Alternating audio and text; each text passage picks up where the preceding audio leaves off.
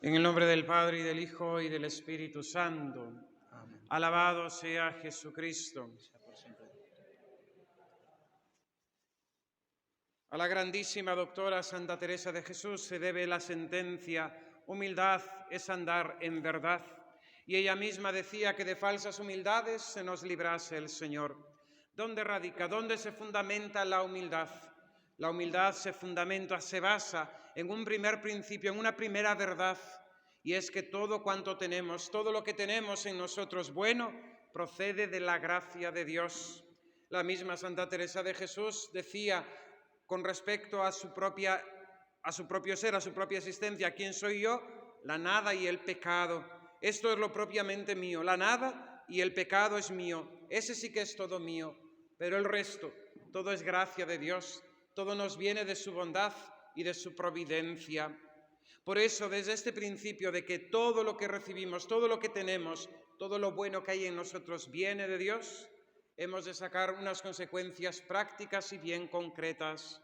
En primer lugar, que nada es mío y que debo poseerlo, primero con agradecimiento, desde el don de la vida y con la vida todo lo que se me ha dado, pues la vida no es tuya y todo lo que tienes a partir de la vida, todo viene de Dios y todo procede de Él. No es mío y por tanto debo ser agradecido con quien me lo ha dado. No es mío y por tanto tendré que dar cuenta de ello cuando llegue el momento del juicio personal después de la muerte y en el juicio final. Y por tanto he de administrar los talentos, los bienes que el Señor me ha dado y llevarlos al fin para el que Él me los ha dado. Y el fin es el mismo que el de nuestra propia existencia: conocer, amar y obedecer a Dios nuestro Señor en esta vida y mediante esto salvar nuestra alma.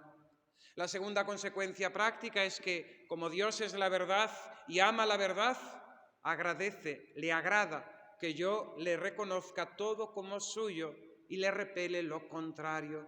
Dios ama a los humildes porque los humildes todo lo refieren a Dios.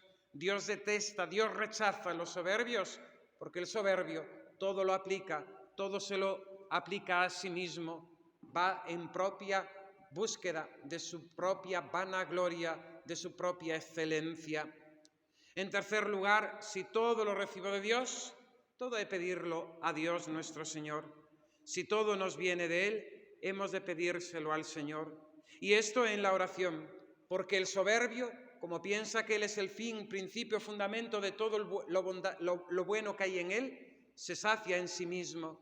El humilde se reconoce del todo necesitado y continuamente pedigüeño ante la misericordia de Dios está pidiendo las gracias y sobre todo la perseverancia en el bien, en la verdad, en la gracia y en la amistad con Dios nuestro Señor para llegar a salvarse. El compararse con los otros, atribuyendo lo bueno que hay en nosotros a méritos propios, es una necedad que puede irritar a Dios nuestro Señor, que es el libre distribuidor de las gracias. Y aquello que no siendo nuestro lo hemos apropiado pensando que es nuestro, Dios en su justicia puede arrebatárnoslo cuando por nuestra soberbia nosotros nos hacemos desagradables a Él. En segundo lugar, aprendemos la humildad en la oración. Sabemos la necesidad que tenemos de pedir a Dios nuestro Señor todos los dones que nos ha dado y que nos los conserve, y que nos lo aumente. Las tentaciones no superan nuestras fuerzas, pero no entendemos que no superan nuestras fuerzas naturales, sino las fuerzas que Dios nos ha dado, las gracias sobrenaturales. Por tanto, si queremos resistir en medio de la tentación, hemos de pedir a Dios nuestro Señor. Si todo depende de Él y nosotros no lo merecemos por nuestros propios méritos, hemos de pedirlo con humildad. Y si además fuéramos buenos, pero es que además somos pecadores y ofendemos su divina majestad, con cuánta más humildad deberíamos elevar nuestras oraciones a Dios nuestro Señor. Fijaos, aquel publicano que era recaudador de impuestos, mal visto por los judíos porque recaudaba el impuesto que Roma había puesto para el pueblo judío y por tanto eran rechazables porque eran colaboradores de los que estaban invadiendo y sometiendo al pueblo judío. Este publicano llega al templo a orar como el fariseo, pero el publicano tiene una oración humilde interna y externamente, una oración contrita, reconociéndose pecador y a la vez confiada, esperando firmemente la misericordia y el perdón de Dios. Siempre han existido fariseos y hoy también existen fariseos.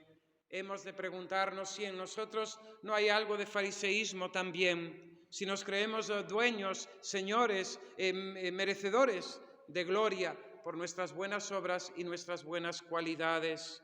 Y hemos de vivir en la humildad si no queremos vivir engañados.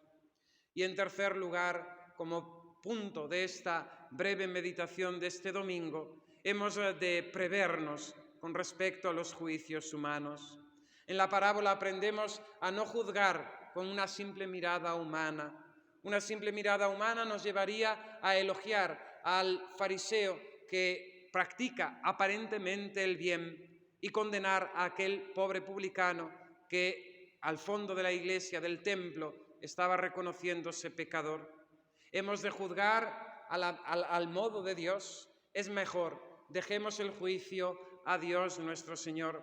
Atendamos más bien nosotros a lo nuestro y dejemos de elevar el juicio hacia el comportamiento de nuestros prójimos.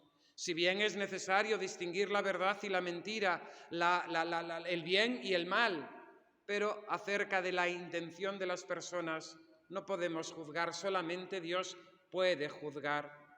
Humildad es andar en verdad y Dios nos libre de falsas humildades, decía Santa Teresa de Jesús. Hemos de imitar al fariseo en sus buenas obras y en sus buenas prácticas de la religión. Sí, es necesario dar ejemplo público de la práctica de los mandamientos de Dios, pero imitemos también la humildad del pobre publicano, reconociéndonos siempre pecadores y necesitados de la misericordia, de la gracia, de los dones de nuestro Dios. Que así sea.